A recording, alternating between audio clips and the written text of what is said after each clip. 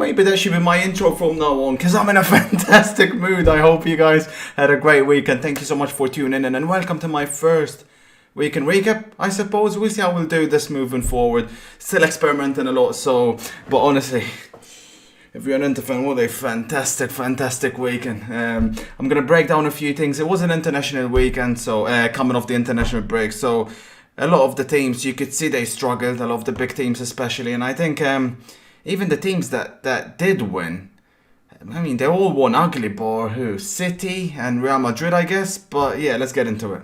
Chelsea versus West Brom. This deserves its own recap, because football, man, don't you love the sport? Oh. The team that, never mind, looked like losing under Tuchel, didn't even look like conceding a single damn goal, taking on the soon-to-be relegated West Brom, and then that happens. Just, I love the sport, man. No offense, Chelsea fans, but it was one of those to me where Chelsea looked way off from the start, like instantly, and I mean, Jorginho in particular, shocking pedestrian, giving passes away, shambolic. But I did think Tuchel messed up. I mean, it's easy to say in hindsight, but I think he messed up with the substitution.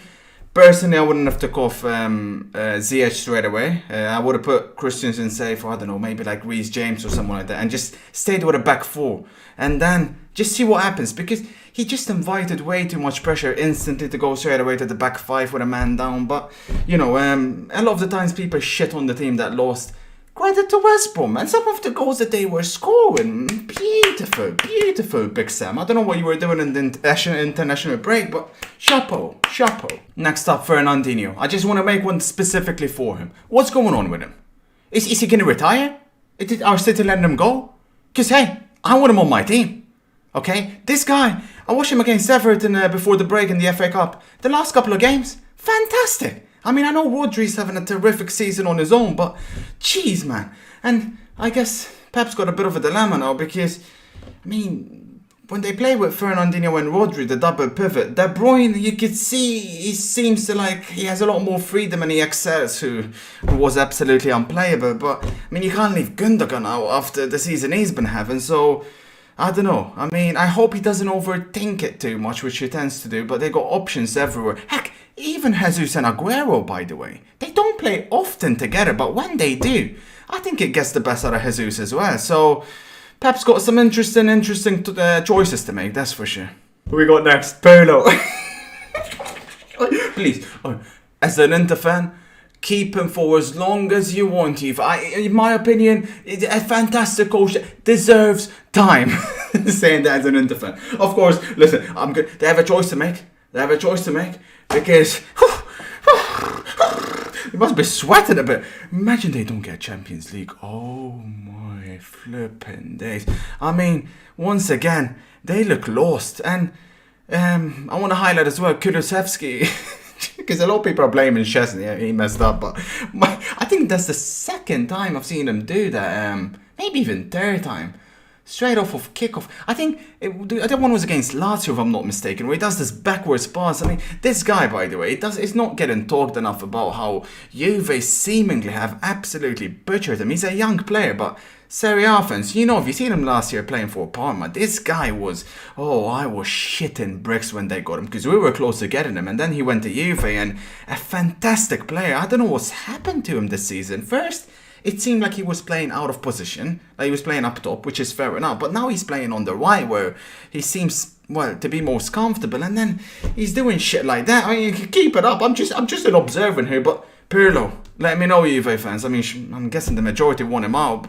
I don't know. I mean, apparently they had a meeting with Allegri or something already. I don't know. I mean, this is gonna be interesting. I'm just there sitting observing. Don't mind me. And speaking of shameful, Arsenal, honestly, I thought it was. I have a bad support in Inter with the shit this club puts me through, but I think being an Arsenal fan must be the worst. Because this club, oh my god, you just don't know what you're gonna get. You might as well it's like they spin the wheel before the game and then decide to turn up in whichever way the ways landed on. I don't understand this team. Like I said, everyone was suffering after the break, but that performance was, I mean, that's disgusting. You know, there's levels of bad. That's shameful. But also though, credit to Liverpool, they completely and utterly nullified them and controlled the game. Oh, and shout out to Klopp, eh? Not a lot of people. He sensed the game was there for the taking. He's been, under a lot of stick this season. But let me tell you, he's shown what a fantastic manager. When he put all four of them on, he could have easily took out someone else. He put all four away at the Emirates, went for it, and boy oh boy did it pay off.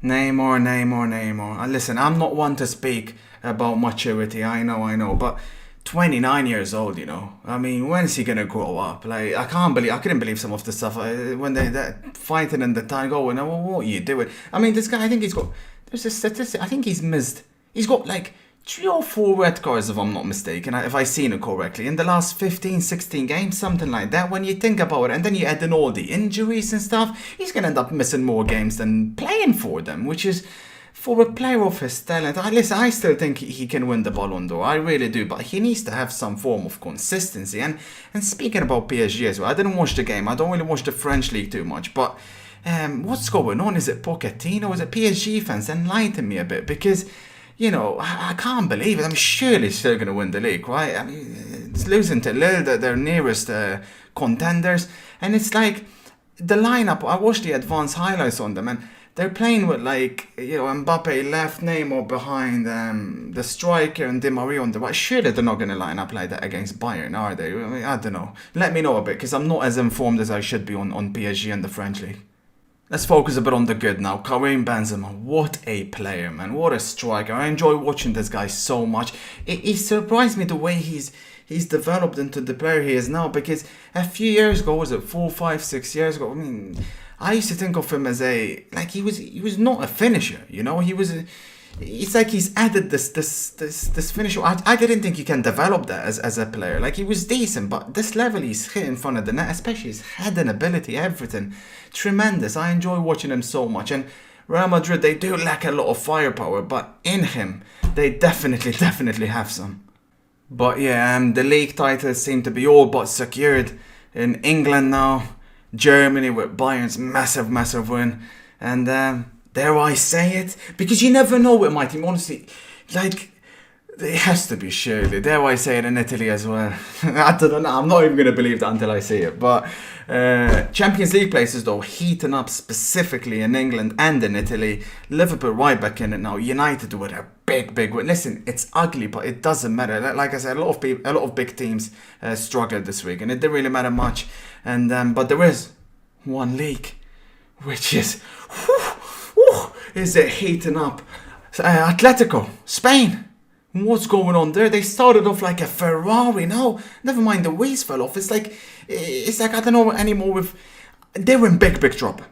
Big trouble. They're limping. They are limping right now. It's one of those where I think it was Simeone's first loss against Sevilla. Did I hear that correctly? Surely not. I know he's got like an incredible record against is it Getafe, where he's not conceded like a single goal against them, which obviously therefore isn't lost. But against Sevilla as well, that shocked me. But wow, I mean, Barcelona and Real Madrid fans, they are firmly licking their lips now, because they are waiting like hyenas ready to pounce. I'll be honest, I think they're out. I don't think Atletico are going to be able to, because it's like Simeone doesn't even know his best 11. He keeps rotating between a 3 at the back, a 4 at the back. They're in big trouble. But yeah, I guess that's it. Thank you so much for watching. We're still at the start, so please do let me know what you think of this kind of recap. Obviously, we can go into a lot more detail, but maybe we'll make like separate videos on all of that stuff. There's so much stuff we can do with football, and I am so flipping excited, man. I think we're building something special. We're, like I said, obviously right at the start. And yeah, just make sure you let me know what you think. I enjoyed reading the Messi against Ronaldo comments. It's very funny. I knew that video was going to cause a few arguments, but yeah, just let me know what you think, yeah? Hope you enjoyed it. Next time, peace.